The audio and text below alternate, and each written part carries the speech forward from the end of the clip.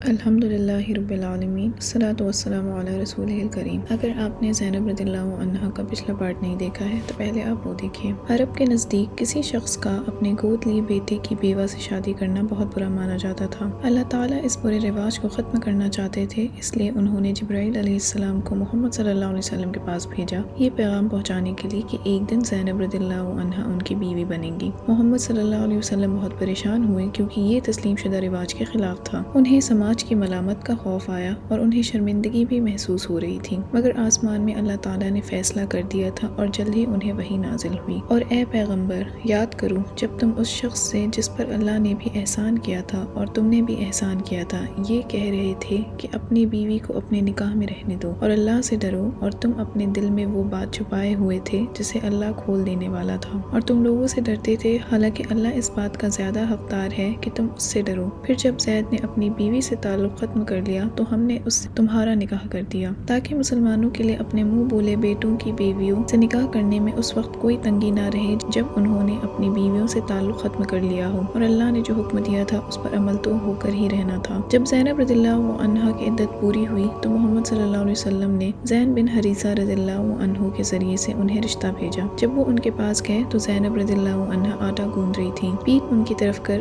انہوں نے محمد صلی اللہ علیہ وسلم کا پیغام انہیں دے دیا کہ وہ چاہتے ہیں کہ وہ مومنین کی ماں کے گروہ میں شامل ہو جائیں۔ انہوں نے کہا کہ وہ فوراً جواب نہیں دے سکتی ہیں، انہیں اپنے خالق سے مشورہ کرنا ہوگا۔ انہوں نے اللہ سے ہدایت کی دعا کی۔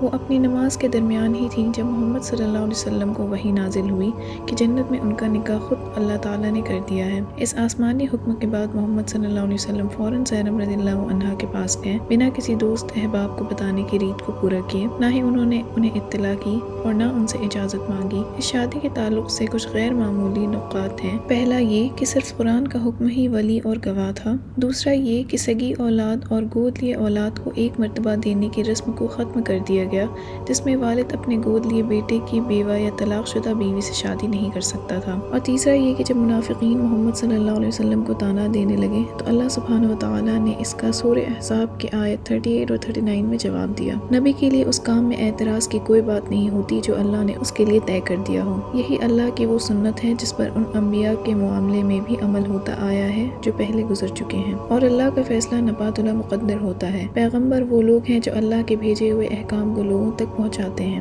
اور اسی سے ڈرتے ہیں، اور اللہ کے سوا کسی سے نہیں ڈرتے، اور حساب لینے کے لیے اللہ کو کسی کی ضرورت نہیں۔ اور اسی موقع پر اللہ تعالیٰ نے گود لیے بیٹے کی پوزیشن واضح کر دی، اور نہ تمہارے منہ بولے بیٹوں کو تمہارا حقیقی بیٹا قرار دیا ہے، یہ تو باتیں ہی باتیں ہیں جو تم اپنے منہ سے کہہ دیتے ہو، اور اللہ وہی بات کہتا ہے جو حق ہو اور وہی صحیح راستہ بتلاتا ہے۔ تم ان منہ بولے بیٹوں کو ان کے باپ کے نام سے پکارا کرو، یہی طریقہ اللہ کے نزدیک پر انصاف کا ہے۔ اس شادی کے موقع پر اللہ تعالیٰ نے حجاب کے تعلق سے وحی نازل کی اور یہ بھی صاف کر دیا کہ کوئی بھی شخص مومنوں کی ماں سے محمد صلی اللہ علیہ وسلم کے بعد نکاح نہیں کرے گا۔ یہ دونوں احکام اسی صورت میں نازل ہوئی، یعنی کہ سورہ احزاب میں۔ اے ایمان والو، نبی کے گھروں میں بلا اجازت داخل نہ ہو، الا یہ کہ تمہیں کھانے پر آنے کی اجازت دے دی جائے، وہ بھی اس طرح کہ تم اس کھانے کی تیاری کے انتظار میں نہ بیٹھے رہو، لیکن جب تمہیں دعوت دی جائے تو جاؤ، پھر جب کھانا کھا چکو تو اپنی اپنی راہ لو، اب باتوں میں جی لگا کر نہ بیٹھو۔ حقیقت یہ ہے کہ اس بات سے نبی کو تکلیف پہنچتی ہے اور وہ تم سے کہتے ہوئے شرماتے ہیں، اور اللہ حق بات میں کسی سے نہیں شرماتا۔ اور جب تمہیں نبی کی بیویوں سے کچھ مانگنا ہو تو پردے کے پیچھے سے مانگو، یہ طریقہ تمہارے دلوں کو بھی اور ان کے دلوں کو بھی زیادہ پاکیزہ رکھنے کا ذریعہ ہوگا، اور تمہارے لیے جائز نہیں ہے تم اللہ کے رسول کو تکلیف پہنچاؤ، اور نہ یہ جائز ہے کہ ان کے بعد ان کی بیویوں سے کبھی بھی نکاح کرو، یہ اللہ کے نزدیک بڑی سنگین بات ہے۔ آج کا یہ پارٹ یہیں ختم ہوتا ہے، پھر انشاءاللہ اگلے پارٹ کے ساتھ ہم ضرور حاضر ہوں گے۔ تب تک کے لیے آپ پارٹ 2 کی پچھلے ویڈیو ضرور دیکھیں۔ السلام علیکم ورحمۃ اللہ وبرکاتہ۔ جزاک اللہ خیرن۔